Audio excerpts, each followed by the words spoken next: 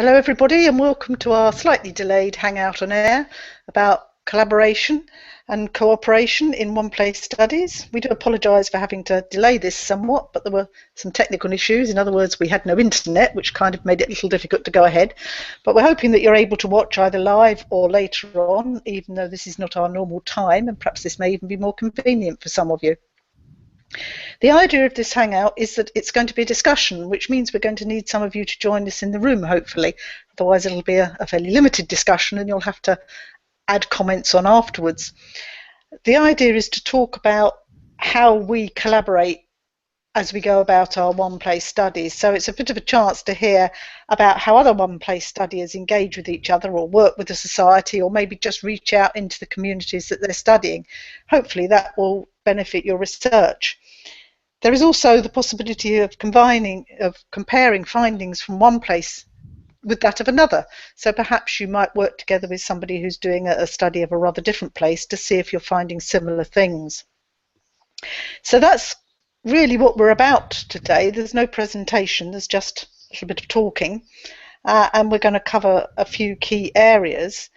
First of all, working with other people and what the respective pros and cons might be of conducting a one-place study either as an individual or trying to do it as a joint effort. And for those of you who've seen my one-place studies book, there is a little bit about it in the beginning of that. And really there is no perfect answer.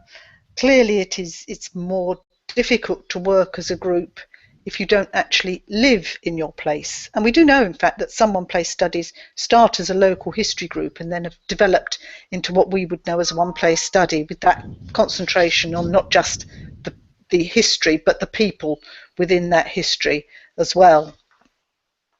So then, what are these pros and cons? Well, obviously, working on your own, you only have so many hours in the day, and although local and family historians tend to do quite well at stretching those hours, there is only going to be so much you can do. And particularly if you're working on a larger place, it's going to make life a little bit more difficult. However, at least if you're working on your own, you know exactly what's going on, you're the expert, and you have control. If you work as a group, as ever, there is always a chance of not quite singing from the same hymn sheet and maybe having certain disagreements about the way you want to go. A group also probably means you're going to have other duties in the sense of having a committee or something like that. But indeed, you will be able to get rather more work done. As regards my own one-place studies, I have 3, and 2 of them I do entirely on my own, and one there is a local history group that support me and in fact do an awful lot of the work. And I have the advantage of that being the one for the place in which I live. And I certainly know that there are one-place studiers whose places are many, many miles from where they live, and I suspect that that makes it slightly more difficult to work as a group. But at the same time, it may make it more necessary, because if you're not on the spot, you may well need to collaborate with somebody who is, at least in some form. So I know I have Susie there somewhere. So Susie, would you like to tell us what you do and how your one-place study works? Well, to be honest, I do, it's just me. I started initially because people kept saying to me, "Oh, you live in Debenham, don't you? Can you just go and look up so-and-so for me?" And then it was, "Oh, can you look up all of the abbots, say, in Debenham?" Yes. And so I managed to find out that there were some transcriptions, albeit just typed hard copy ones. Nothing was held electronically, and so I started working from those and emailing people. And the trouble is, once your email address gets out on the net, and somebody sees that you've replied to one person, then all of a sudden everybody else jumps on the bandwagon. Yes. And in Debenham, we do have a local history society, but when I asked them if they were doing anything about the actual people or were interested in researching the people, they said, no, we're only interested in the old houses. Yes. So they didn't really want to play So I just got on with it and started doing it for myself. So you're sort of working despite them rather than because of them then. That's right. I mean, obviously, they were more interested in the architectural aspects of the village Yes. rather than the social context and the actual people and the individuals in the village. So sometimes you just have to get on with it, don't you? So very much a traditional local history society in every sense of the word that hasn't Yes. shown much inclination to spread its wings and Yes. Well, they were. compass what we do. Yes, and they were scared of the internet as well a bit, so they didn't have a website, or they had a website, but there was just one contact email address on it, just a one-page thing. Um, and they didn't seem to want to reach out, and they kept writing me letters rather than emails, which I find terribly off-putting. And they didn't see your advent as a wonderful opportunity to expand their activities then. No, no. In fact, they seem to almost totally ignored me, and it's it's like I don't Well, that's exist. better than working against you, I suppose. I mean, I found out by accident that, in actual fact, there are other people in the village doing really good things. There's a Friends of the Church, Friends of St Mary's, um, and they've been, for the last 4 or 5 years, have been assiduously transcribing all the gravestones in the churchyard. Absolutely brilliant. But I only found out by accident because they don't use the internet, so they hadn't noticed me. And you hadn't noticed them. And I I hadn't mean, this is noticed the them. difficult, and yet you're living in your place. So how much more difficult it must be for Yes, those who are not to yes. discover that these things are going on. But you see, I'm not a church goer, so I only go to the church when I know there's nobody else going to be there. Yes. Oh dear. But Um, they're a nice bunch of people, and they did actually invite me to come and talk to them about the Men on the War Memorial. oh, Because they lovely. started out by saying, somebody rang me up and said, "Oh, we've noticed your website and you've got some of our names of our war memorial men." And I said, "Yes." And they said, "Can we copy them?" And I said, "No." I said, "But I'm quite willing to come and talk to you and tell you all about them." Because what they wanted to do was just copy everything off my website and put it in a booklet and pretend they'd done it. Oh no, that's perhaps not on, is it? No. So I said, "But I'm quite willing to come and talk to you and give you a presentation about it." "Oh, yes, okay then." So they invited me to lunch one day. Oh, lovely. Kim, I know you don't live in your place, but you have got contact, haven't you, with people who do, I believe. Would you like to share what you have in that way? Yeah, it's pretty small approach. It's taken a long time to get some contacts in the parish itself. We went down there early on and went to the pub and asked if there might be somebody who knew something about the history of the place. And we were introduced to a couple who'd been there forever. The woman who ran the post office for 1960 till the time it closed, and whose family had had it since it opened in the 1850s or 60s or so. And we kind of wandered up to their house and have enjoyed a good relationship with them. They have a lot of information. And then she introduced us to a couple of other people who've helped with taking some photos and everything, which has been great. But an awful lot of the parish now is people who've moved in relatively recently. And I had asked, Mary was quite involved with the Women's Institute. It's a small parish, so there's not a whole lot of things. There's a church and there's a pub, and they do have events like the annual Scarecrow contest and stuff. But it's a small place, so I knew she belonged to the Women's Institute, and I said, well, could I come talk with the Women's Institute and maybe meet some of the other people? And she said, oh, well, none of them have any kind of history here. They probably wouldn't be interested.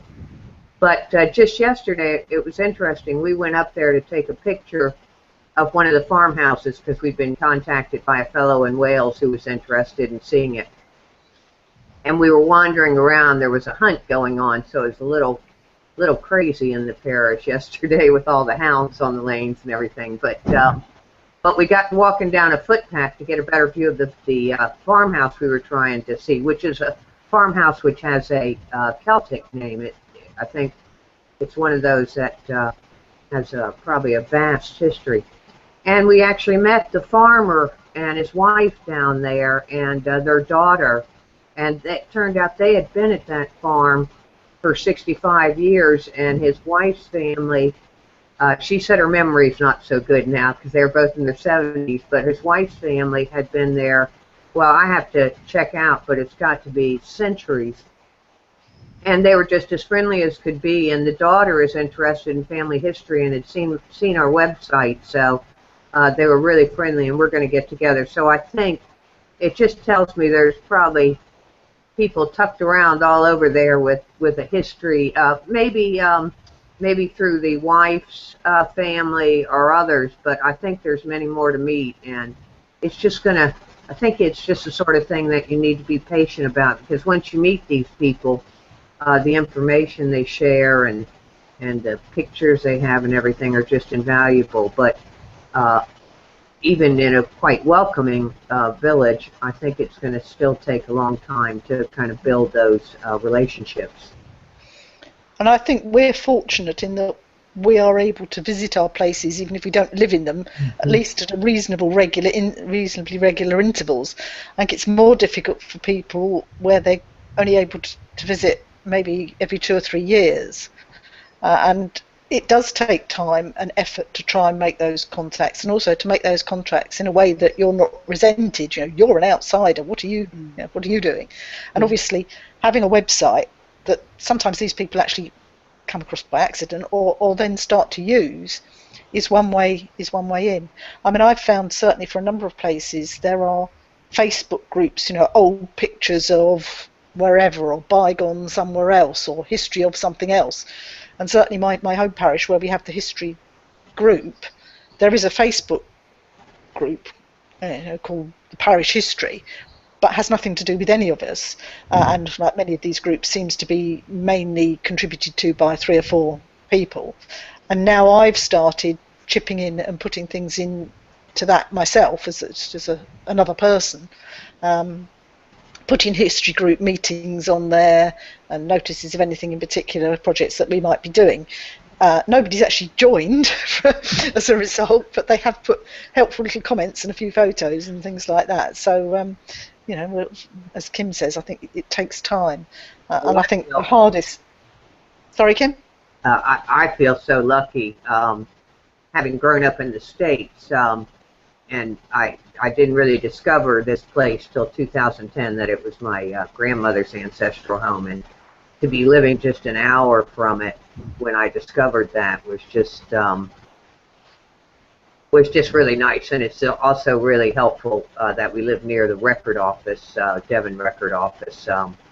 But I do think that the broader contacts are, getting the contacts through the websites. We've gotten really fantastic information as well from people in Australia and in the U.S. and this fellow in Wales and people who no longer live in the parish, but that we're able to reach. So I think that both sorts of contacts are really important. And I think sometimes it's the people who no longer live there that are the most interested sometimes, because it's not on their doorstep anymore. I think what I'm detecting in the parish, and it's going to take time. I kind of view this as a lifelong endeavor, to be honest with you. But I think I'm finding that some of the people who don't have a history in the parish but have moved there are very interested in the history of their little cottages and stuff. Now, that's quite difficult if the cottage is in the village, because they didn't tend to have names, and you kind of get all these records that just say, 50 people lived in the village. Yeah. But I'm working really hard to try and flesh out somewhat what I'll call house histories, but kind of residences and their history through time. And I think that's going to attract a different group of people who are there, who've moved there, and who want to know about where they live. So I'm kind of excited about that too.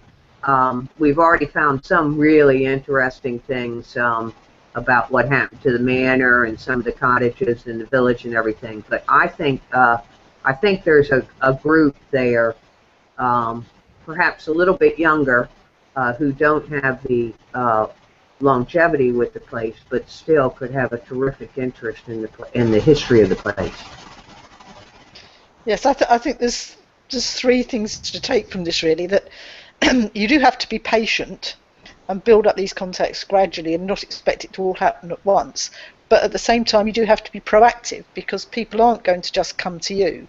And until you put out feelers or make an effort or offer to go and meet with people, it's not going to happen. You also have to be quite polite, I think, because there can be a certain amount of treading on toes. And I think, Susie, you've been quite lucky that people haven't sort of said, well, we're doing this already, go away. Yes, yes. Well, the thing is, I've only been in Suffolk for 15 years, so I'm still an outsider. Well, yes, as are we all. Yes, I think that you do have to be careful when there are people who've been living in the area for generations and they think it's their place, and they wonder what you're doing. And there has been, not resentment, but a bit of the, well, who's she, and does she really know what she's doing? And I think when you prove that you do know what you're doing, and you are putting a lot of effort into it, and you are genuinely interested, and you are willing to involve people who want to be involved, then hopefully the resentment is not there, and you can make some sort of progress. But I don't think it's easy.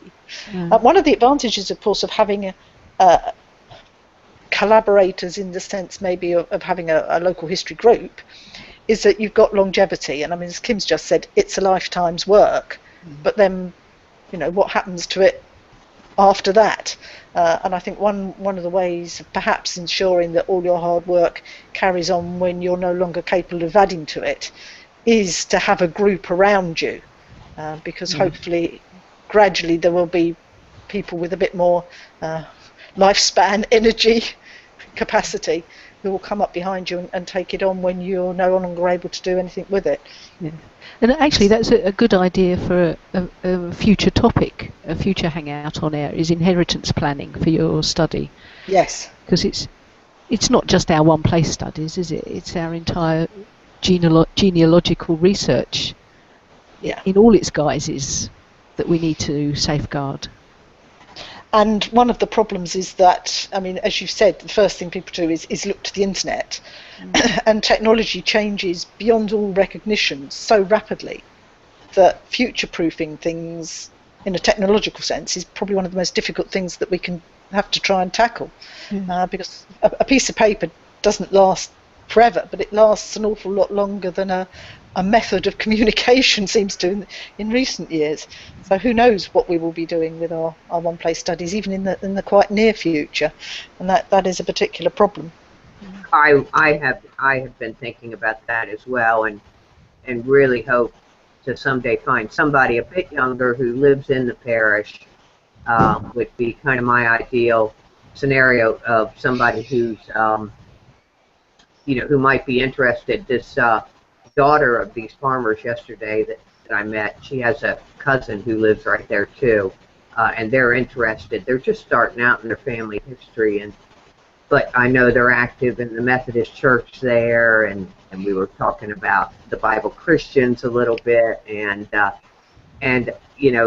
think you just have to really, in an unobtrusive way, just try and build those relationships and see, maybe they're a longer term relationship that you can get acquainted and build a personal relationship, and maybe over time they might have some interest in the broader history of the parish as a whole. So I'm always kind of on the lookout for people who you might be able to work with over the long term.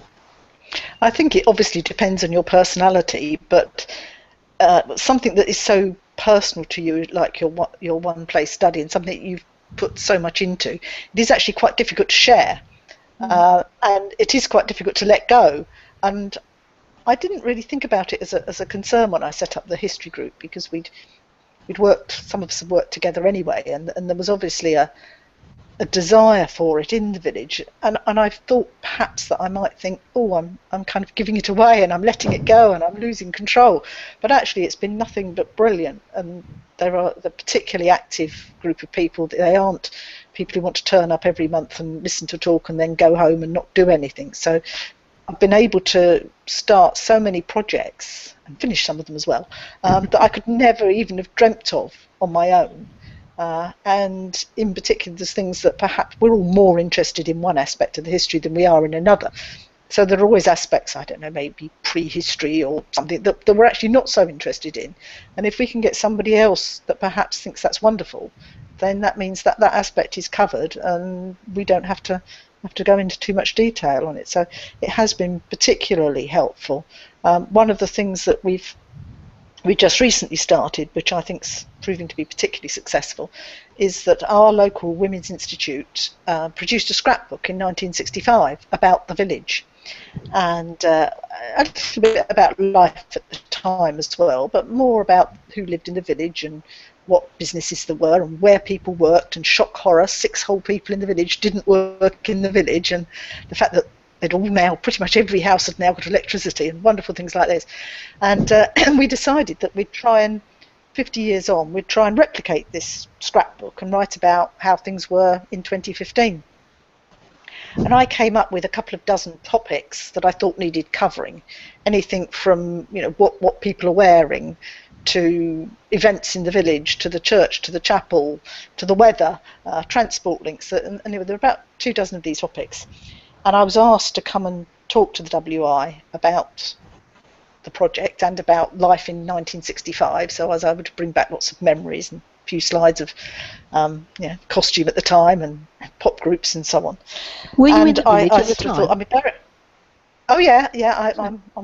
I'm in the village. I'm not a member of the WI, but I go and give talks now and again, and I know most of the members. It's only small. There's probably 20 people in the room, and I'm there with my 24 topics, thinking the history group's going to have to mop up 23 of these.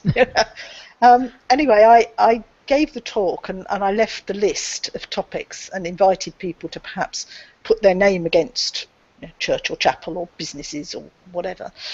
And then I went while they did the business part of their meeting, and as I say, I just thought, well, this is just not going to work.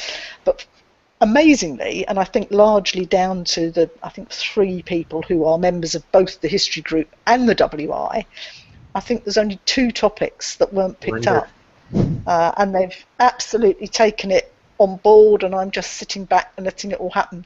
And I think the idea is that I will go in another couple of meetings later in the year and sort of chivvy them along if sections are not quite happening, and we'll make suggestions and so on. But I couldn't believe how successful it was, and we're finding now that our group's been going since September 2013, and that people are now coming to us. So can you do a display for the craft fair? Can you look into the history of the pub? What about doing this? So we're now being approached about things instead of having to approach other people. So it's been very successful. Janet, I'm wondering, I'll tell you what happened. When I first met this postmistress, I don't know, maybe a year and a half ago, she kind of inundated me with stuff, and I kind of, have these stacks of things that I don't even realize what I have. And recently I was looking through them, and there was a paper from the Women's Institute, and I have no idea when it was done, but it is recollections of the village, or of the parish, things like what they cooked and kind of, clothes, different topics like that. So I'm going to find out from her when that was done, and I was going to approach her and say, well, maybe we could take this back to the Women's Institute and get get an update for now, because clearly this was written sometime back. I just don't have any idea when. But now I'm wondering too, I wonder if the different Women's Institute groups kind of coordinate amongst themselves, or if there would be any value in, say, understanding what you guys did in Buckland Brewer. Yeah, I mean, there's certainly that they have a regional and a national structure.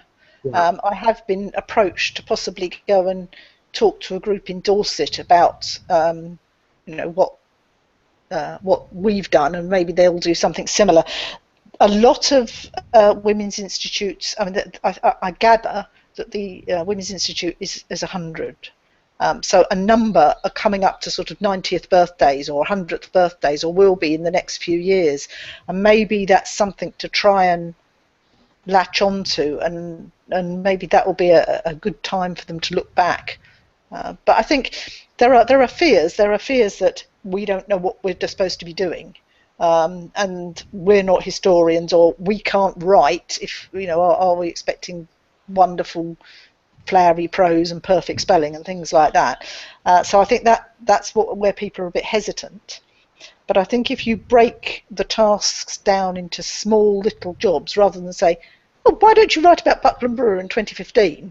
and they're going thinking, "What?" You need to say, well, why don't you write about the weather this year? So every time there's a unusually hot spell, or we've had particularly violent storms this month, which is why I had no internet for the Hangout on Air, and it turns out that large numbers of the people in the village had no internet following this storm. So things like that. And if you approach something with a task that's perhaps even then broken down again into, we'd like you to write this, this, and this. So basically, you've got subheadings all the way through, and you're guiding people through it, not in a patronising way, but in a helpful, supportive sort of way. Then I think it becomes less daunting, because people are quite worried about getting it wrong. I couldn't do that because I wouldn't know what to do, or I might get it wrong, or it might not be what you want.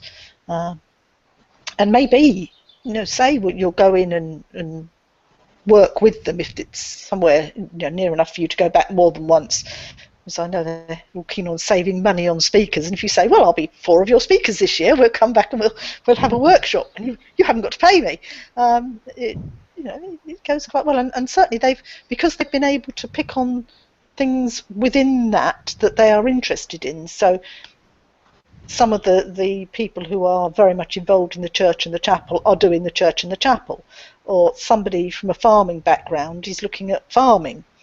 So they haven't just handed out the topics randomly. They've picked things that they're particularly interested in, and some of them they've decided to work on as a group. So I think food was one, and costume was one, and I think homes and how we decorate and what furniture we have and that kind of thing was another one that they thought that they would work on together, which is brilliant.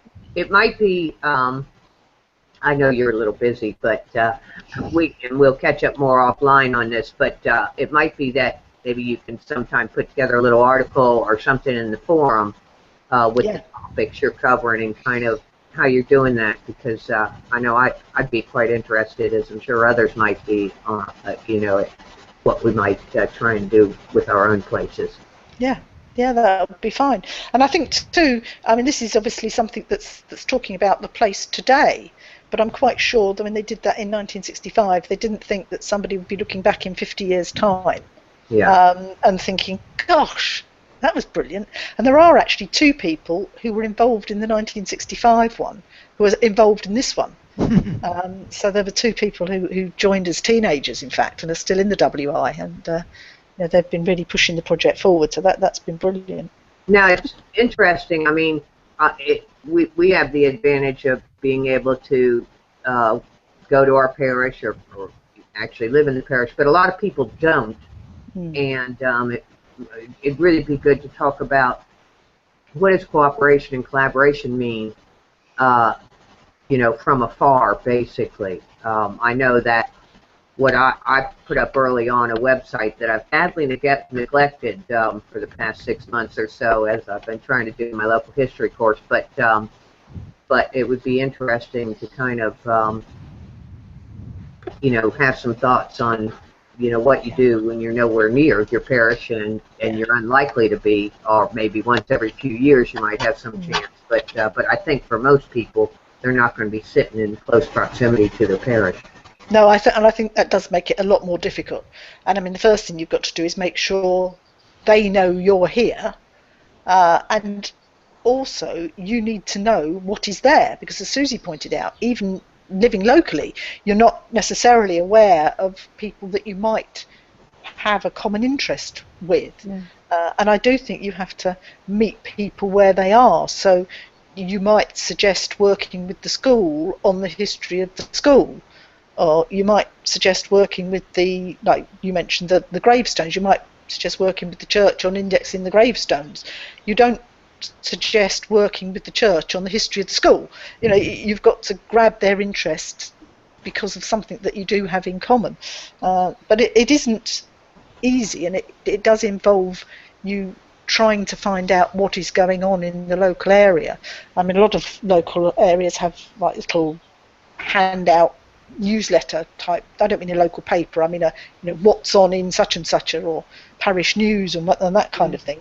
And if you can get hold of those, that gives you at least an idea of the clubs and societies that are involved. I mean, if you've got a place that's got a half decent village or town website that they keep up to date, then you can look and see what groups there are.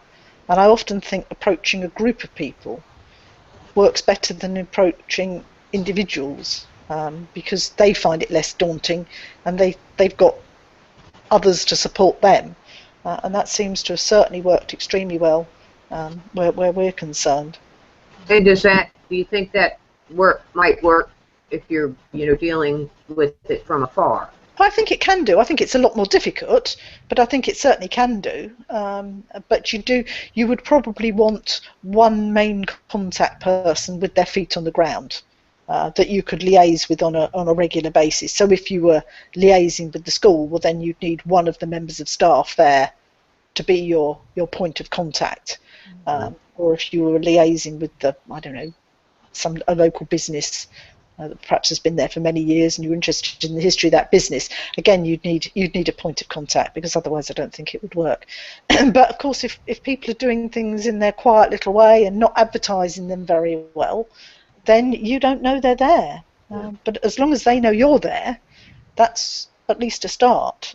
Well, there may also be a lot of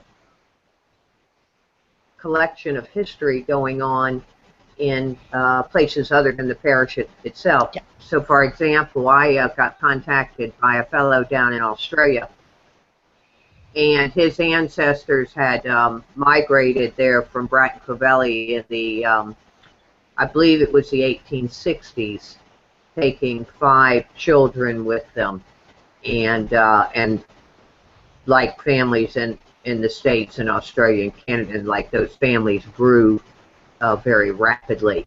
So there's a lot of descendants down there today, and it turned out that this group, the Rundles, had been having a family reunion, yearly family reunions for quite a long time. They'd actually put together, self-published, a really nice book called Farmers from West Devon to Australia, or something like that. And they had been working amongst themselves, amongst the family group, to collect memorabilia, photos, well, all sorts of things, really, and are quite open to sharing the information as well, because they want to find out more, and so I think that there's also work and contacts quite outside the parish now, and maybe he's been away for a very long time, and certainly some of these immigrants to the various countries seem to have quite a keen interest in understanding their history and understanding where their families originally came from. And I think the great thing about the Family History Network is that they are familiar with the concept of sharing.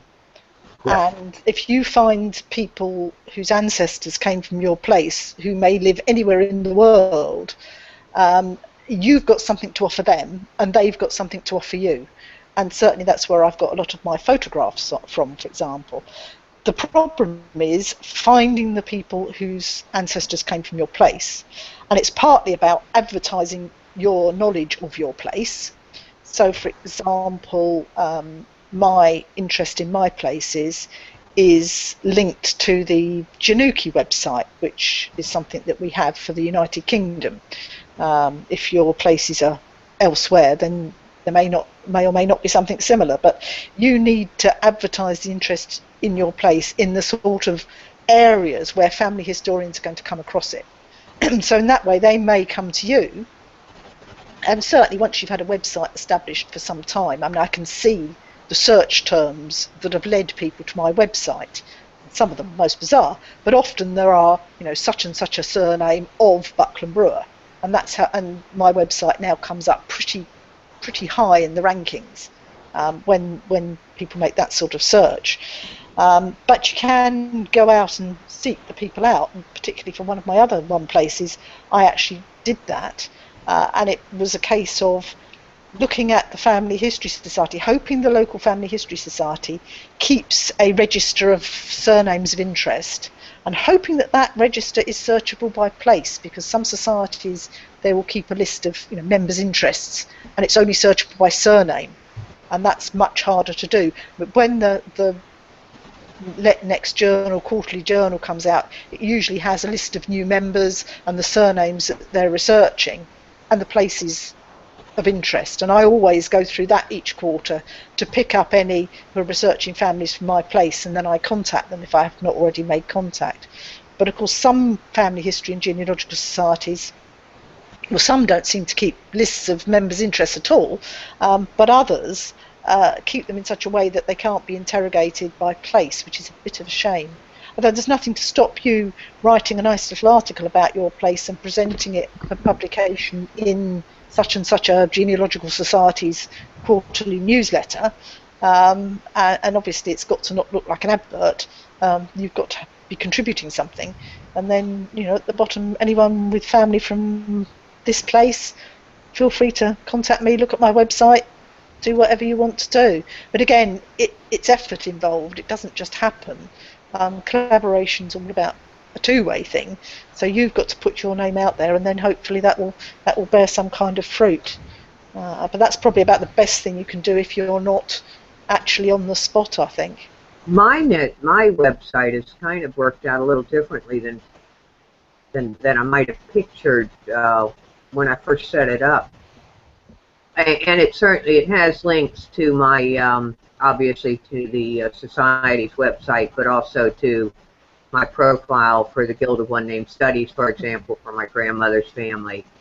But I'm getting about, now it's a tiny parish, so it may not sound like much, but for me, I'm thrilled. I'm getting about, say, 40 or so visits a week, and probably once a month or so, I'll get contact from somebody who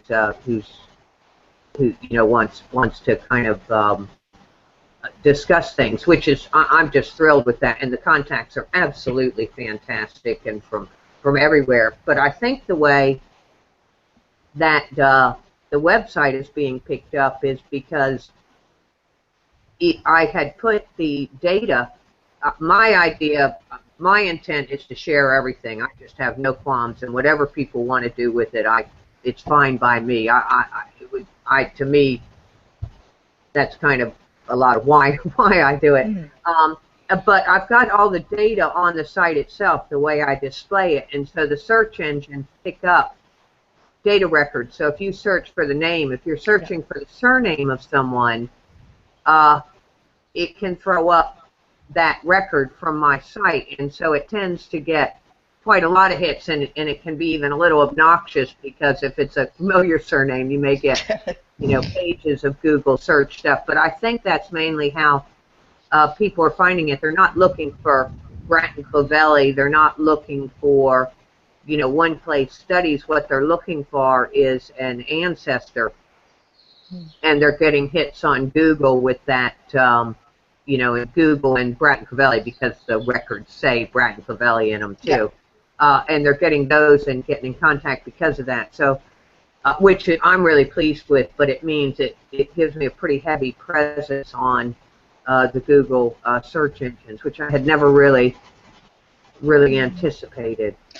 I think there are there are a couple of things that come out of that, really, Kim. First of all, your website is absolutely brilliant. It's different from mine in that you do put the data on the website, whereas I tend, with a few exceptions, I tend to say we have this data, but I don't actually put it on there. The gravestones are all on there, but other things that we've got, census indexes, land tax indexes to land tax and so on, we try and tell people we've got them, but at the moment we haven't put them on there. And that's kind of the way I work with my family history research as well, in that I'm quite happy to share it, but I want a two-way exchange. So I will tell people I've got it, and then people come to me. So it's the same thinking behind the fact that I don't put any of my family trees online. I tell people I'm interested, but I don't put it out there because I want to know who wants to know, in the hope that they're going to give me something back. And the other thing that I think helps the website get picked up is if it's got a blog attached to it. And then, of course, you have to use the blog, because that brings you up the rankings. I mean, I'm not an expert, but I gather there's a sort of optimum length. I think it's something between 400 and 500 words before it gets picked up and things like that. So a lot of my blog posts on my One Place site are shorter than that, because there are, like, there is a meeting tonight, that kind of thing. But there are people who know much more about this sort of thing than I do that will say how you can manage to increase traffic to your website, and hopefully then people will know you're there. I have to say, I do get quite a lot of hits via the One Place Study website. Quite a number come from that way. Quite a number come via Januki. So how do you know they've come from the One Place Study website? Because it tells you. I've got a section. If I go into the workings of it, it's a WordPress website. It says referrers, and you can see if people have gone, say, to the Society for One Place Studies website and then clicked through to my website, it lets me know. Oh, that's good. Yeah, I have that. Yeah. But I think it's a really important decision that you make in terms of kind of what your sharing philosophy is going to be. Like Jin Yuki, if I'm to link with them, they want me to like go get permission from the vicar to get baptism. Yeah. And I'm just like, I just share. I don't share information on living people. No. Other than that, I share, and that's, I don't know. I think that's kind of just a basic principle, and it's not really even a. If people want to get in contact, I'm delighted. But I think my basic philosophy is everything I do that's not going to, be something sensitive to those living is fair game for sharing. Well, I'm the online parish clerk on Januki, so because of that, I'm able to get contact in that way. Yeah. And without actually putting the records on Januki. I mean, I may change my mind, and I think when I get too worn out and the time comes when I don't feel like answering questions all the time, then to have it online so people can help themselves is obviously a good option. It's tricky to know what to do for the best, especially when you're first setting it up, because I thought, because the way I was transcribing records wasn't date-based, so I didn't sort of start at this date and start working either backwards or forwards. I would start with, say, doing all the abbots or all the blogs, and so it was quite a bit of a scattergun approach. So, and I thought, well, it's so, for most, if somebody's researching a surname, then they want to know what is there for that surname. And so I started putting it online. But of course, as you say, now there is no requirement, because it's almost complete. Certainly all the marriages are up there, and the baptisms are there from 1837 onwards. There's no requirement for anybody to contact me to get the information they want. So the more I put up there, the less likelihood there is of somebody actually making contact. And so perhaps when I've finished doing it, if there is such a thing, I might well take it all off. It's difficult to know what to do, really. I And think also, it's with a name like Debenham, if you put Debenham into the search engines, of course you get Debenhams. oh Yeah. gosh, And yes, so it's really yes, difficult to research Debenham because you always have to put in Suffolk as well into the yes, search engine to make yes. I sure you're think I'm covering. headed the other direction for the future, Susie, where I want to find, ways of sharing it even more broadly. Mm.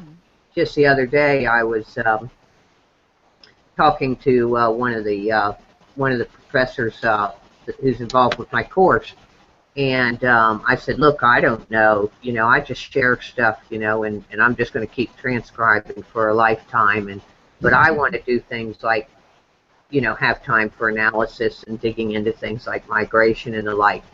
And but I'm really interested in anybody using this information who might find it worthwhile. And so I had said, if you'd like, if any of the students could make use of this information, uh, they'll have to worry about who all they need to talk to and get permissions and different things. But I said my work's open to whoever wants to use it. So I think I kind of have the view that I'm just trying to get it as disseminated and in use as broadly as I possibly can, and hopefully along the way find somebody or some group who may want to, take it when I can no longer keep up with it.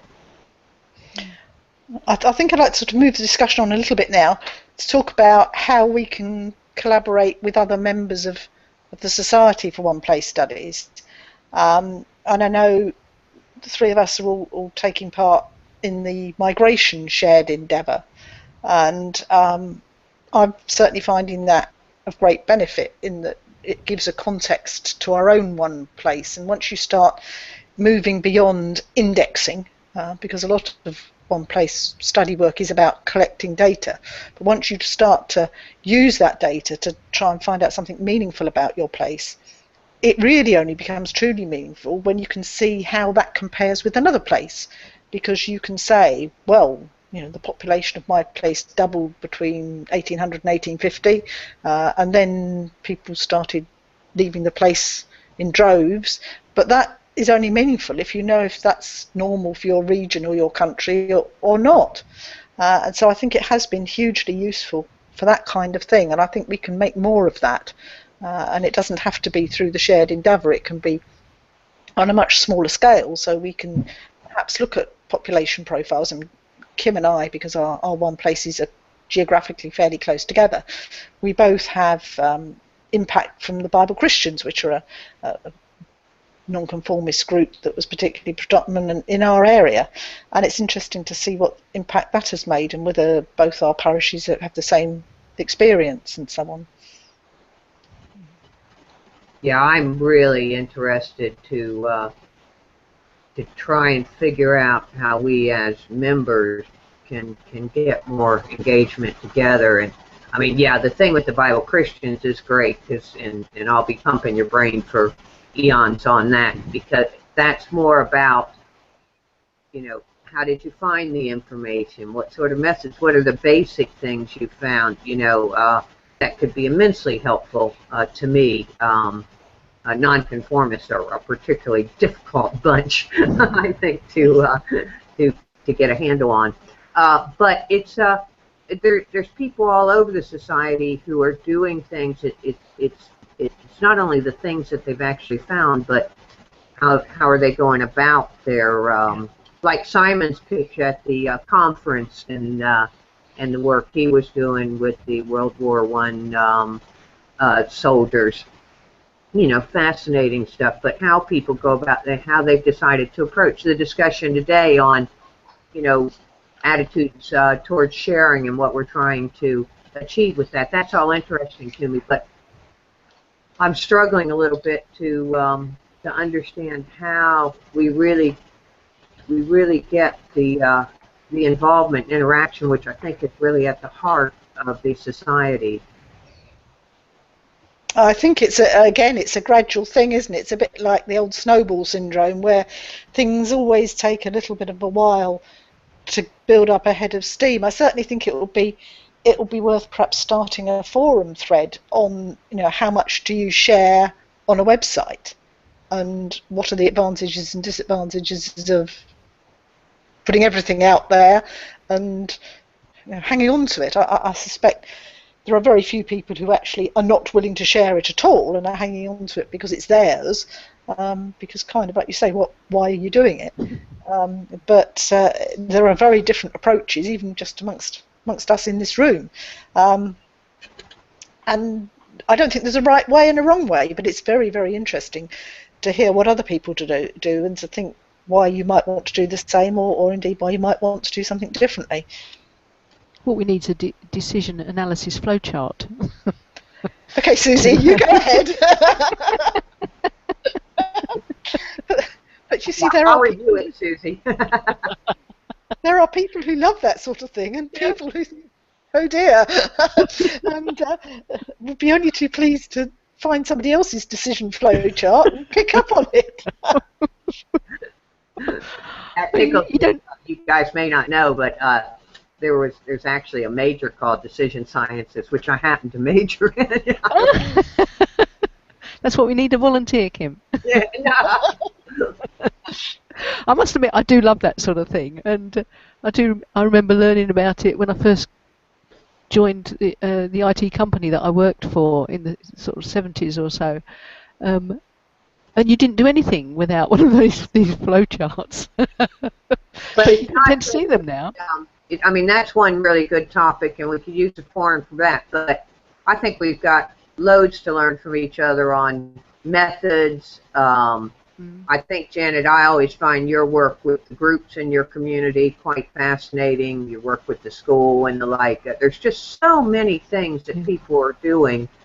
People who are, say, doing research in Australia or Canada or the like, I find, just finding out, what sources they're using, how they're going to, that's always a learning experience. I just feel like I've got just a million things to learn from others that would just be fun to swap ideas. And I think the forums, one way, I think the Hangouts are a way, but I just can't wait for the day when everybody's just like bombarding the channels. Everybody's in the room. There. Yes, everyone's very shy and likes watching afterwards, don't they? But they're not so keen to come and be broadcast. I must admit, there was a nice occasion, actually soon after I first joined, when one of the soldiers that I was researching, he was born in Debenham, and I found out he was on the Wing War Memorial. So that was quite nice to get involved with Alex on that one. So it's lovely to be able to work with other people. And as you say, Kim, about Janet's involvement with the societies and the communities in her area, and I really like your approach to the analytical side of statistics and all that sort of information. I'm so looking forward to doing that, and it's so difficult just to make the time, to put aside the time, to say, right, I'm not going to be disturbed, everybody else go away, if you want dinner you go and do dinner, but I'm doing this. And it's so difficult because there's so many other calls on all our times that it's difficult to devote quality time to it rather than doing it on the fly. Yeah. Because it's so much easier. I can sit here and do a dozen transcriptions in whatever time it takes, and I don't really need to think an awful lot about it. But to actually go away and concentrate and think, now how can I get all these statistics into, say, an Excel spreadsheet that I can create, I don't know, a pie chart or something from, that takes far more thinking about. Yes, it does.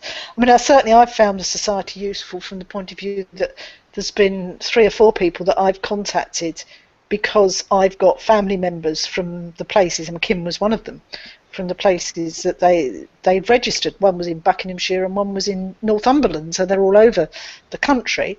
And that's been really helpful. I'm just waiting for a few places in Canada to get registered because I I've got some interests in Canada, and certainly as we work on migration and we're looking at people from our places going to other places, if there happens to be a one-place study for that other place, we've got absolute brilliant chance of collaborating there. And I think at that level it's useful. I think if we want to start comparing our places in greater depth with other places, we need to know more about those other places. So here comes the plea for people to put something up in their in-depth study sections, because then we can start to look at what those places are like. So if, for example, I've got a rural parish, if I wanted to compare it with another similar sized parish that's heavily reliant on agriculture in, say, Yorkshire, then I could go out and look for that. Or if I wanted to compare it with what went on in a town, I could look for that as well. And I think the more we know about each other's places, the better. And I know people say, oh, no, I've got a website, why do I need an in-depth report? You can just click on and look at my website. But often the websites aren't quite focused in the sort of way that you would need to decide whether there was some grounds for comparison between your place and their place. And I think that's, to be recommended. The websites are they're all different formats. To really appreciate a website, you need time.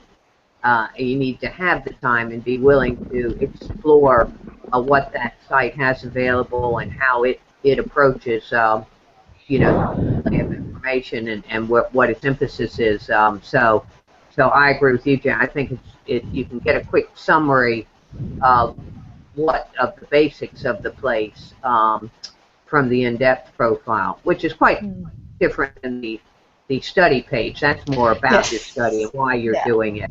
But from the in-depth profile, you can get that, and I think I found that people are coming to my site having gone via the in-depth profile. So.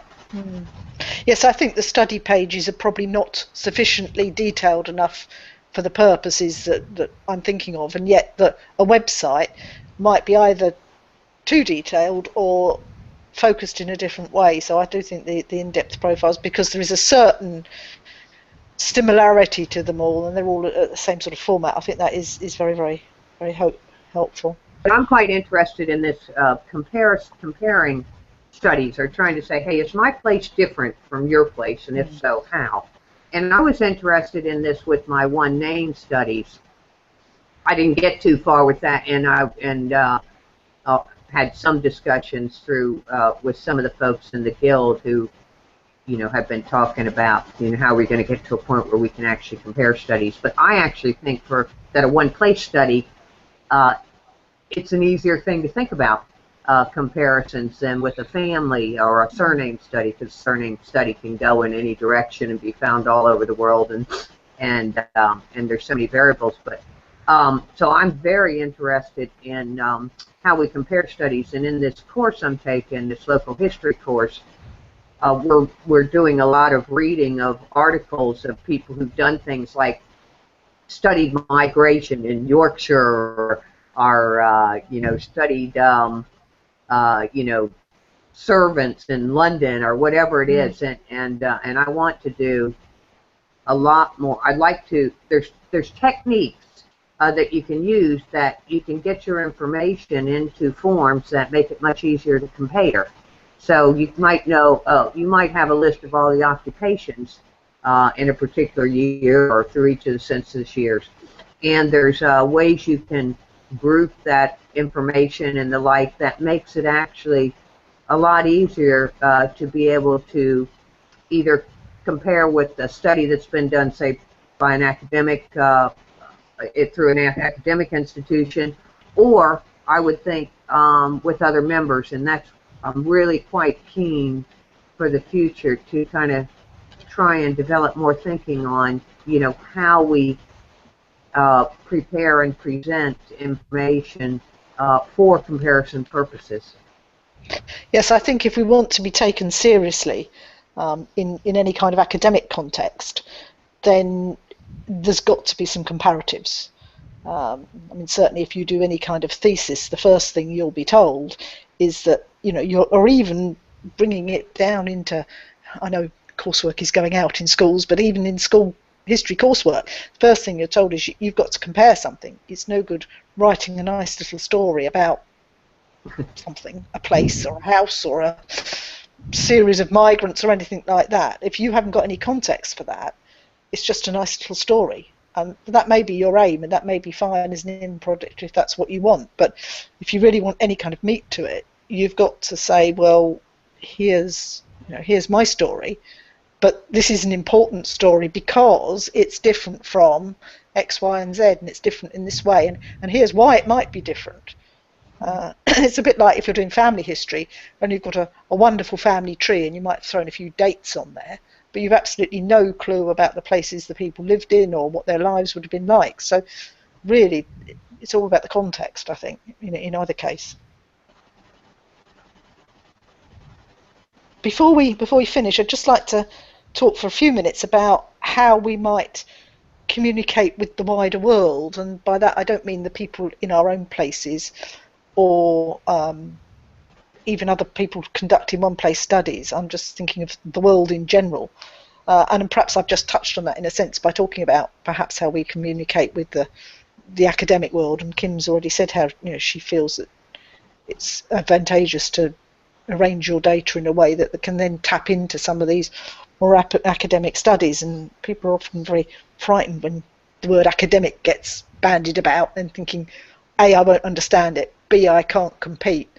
But actually it's not true at all. And if you read some of the articles in the so-called academic journals, they're actually really interesting and really accessible.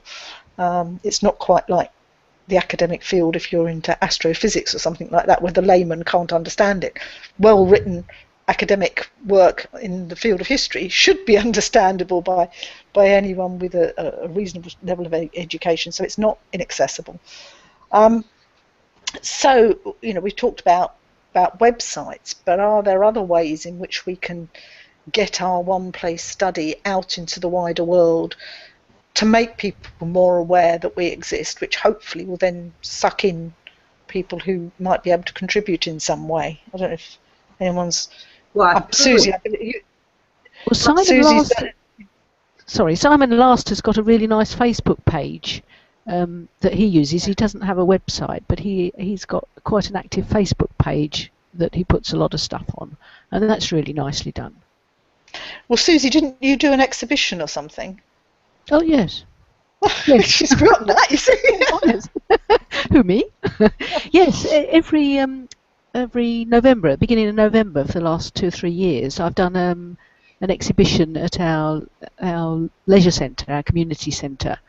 And it started out initially just of the men on the War Memorial, because I was trying to prize people out of the woodwork to come and tell me information about the people in the village. And it worked, in as much as people then started bringing me their medals and saying, oh, can you just have a look at this? And so that's worked. That's sort of expanded a bit, because then I did a whole wall space on the local landed manor, which called Crow's Hall in Debenham, which is where all the landed gentry have lived since, 1300s, I think. So that's worked really well. But the problem is displaying it. I've got like aerial photographs or maps that are sort of twice the size of A1, and without sort of professional display equipment, it's almost impossible to use blue tack to stick that up on a wall in a community centre, and without damaging it. And obviously, you don't want to do that. So it's really quite difficult to know how to display it such that it actually makes sense, especially when it's a temporary exhibition. Yes, the trouble with displaying is that it's very difficult to get something that looks professional without spending an awful lot of money. Yes. And I think this is the disadvantage. Yes. And I mean, you've done this as a standalone exhibition, haven't you? And yes. I've only ever done bits that have been part of other events. Right. So, as I said, we had a stand at the craft fair, and I've had stands at the local Family History Society conference and things like that. None of which I've had to pay for. There is options for me to go and have a stand at a paid-for fair, but it's not one that I've taken up You know, I've not felt that was necessary or cost effective at this point in time. And of course, the advantage of tagging onto somebody else's event is that they do all the publicity for you, but you still have to have something to display. And often, although I've said it's expensive to produce something, your downside with doing that is you have a table that's perhaps about 6 foot long, and then you've got to think, well, what do I put on a table that size that is meaningful? Whereas if you do your own display, you can have a whole room, which you then have to fill, of course. Well, I have got enough to fill a room, to be honest. But do you lay it down flat on the table, or do you try and fix it to the wall in some way? And when you've got these giant AO type aerial photographs of the village from the 1950s, absolutely brilliant. But how do you actually do that so that people can see it? Now, I've actually scanned everything and it's all on my laptop, but having a scrolling screen on a laptop just doesn't do it really for some people. It's nice for postcards, but big pictures and things like that, it just doesn't work. Susie, one of the things, I mean, now is you can get the projectors for really cheaply little, and they're quite powerful now, little handheld projectors where, you know, maybe, you know, you could have project these images up for a period of time, each of them, and it's just a possibility. It's just the technology is so good nowadays for that sort of thing, and you're not lugging around big clunky equipment. Yes. I mean, when I think of all the stuff that I took with me to our conference, it was it took me sort of 3 hours to get it all lugged upstairs and set up. It was it took me ages. But and of course you have to have somewhere to store all these things as well, which is another issue. It's a good job I live in a barn. That's all I can say. And the other issue, of course, is that if you take, I mean, wonderful paper copies of this, that, and the other, does somebody come along and A, drop their coffee on it, B, steal it? You know, so you've got to be a little bit careful about what you're putting out there from a point of view of preservation. Yes. But you want things that are going to grab people's attention, so you don't want masses and masses and masses of detailed text. On the other hand, you'll get people visiting your stall, room, whatever, who will want to sit for 2 hours with the copy of the transcript of the parish register in front of them. And you tend to have to cater for two different groups of people. You have to have something that will just grab the interest of the person who hasn't really got any interest in history but is just passing by. And then you also got to cater for somebody who wants to sit there and research the history of their house or the history of their family in 5 minutes and is after all the in-depth detailed things that you may have, but perhaps it's more difficult to display. I think that for worldwide reach, though, I think that obviously the websites, the blogs, the Facebook, I think is, Facebook and I guess Twitter and different things are really reaching a lot more people. I haven't really taken good advantage of those channels, but in addition, I think publishing is quite important. And I thought for example, when Simon last was talking about his self-publishing of books, but there's so many options now, and it's not just books. It might be articles in that you mentioned earlier, Janet, and say you know, a local history or society. It might be magazine articles, and I think some of you do even articles for electronic magazines and the like. But I think that those are other ways that are really great for sharing and collaboration and getting in touch with people who might have some common interests. I'm sure Susie would love articles for destinations. Oh yes, yes, we're a bit light today.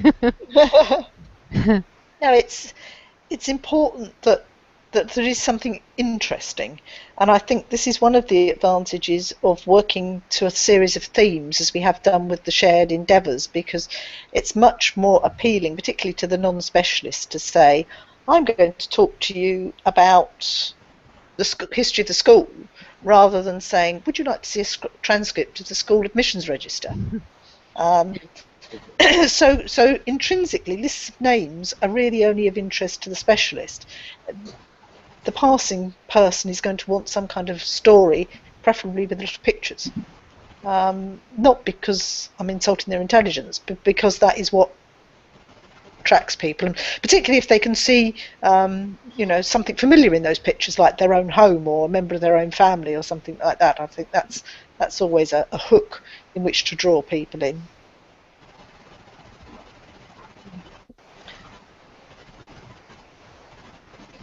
Right, has anyone got any other comments before I turn us off air? No, I don't think so. Kim? That's been really helpful. Thank you. Yeah, thank you. Right, well, thank you for everyone who's out there. I'm sure there are some. Perhaps you would like to make contributions in other ways, either on our Google Plus page or messages in some way. And we hope you've enjoyed listening to us today. And thank you very much. Thank you. Bye, everybody.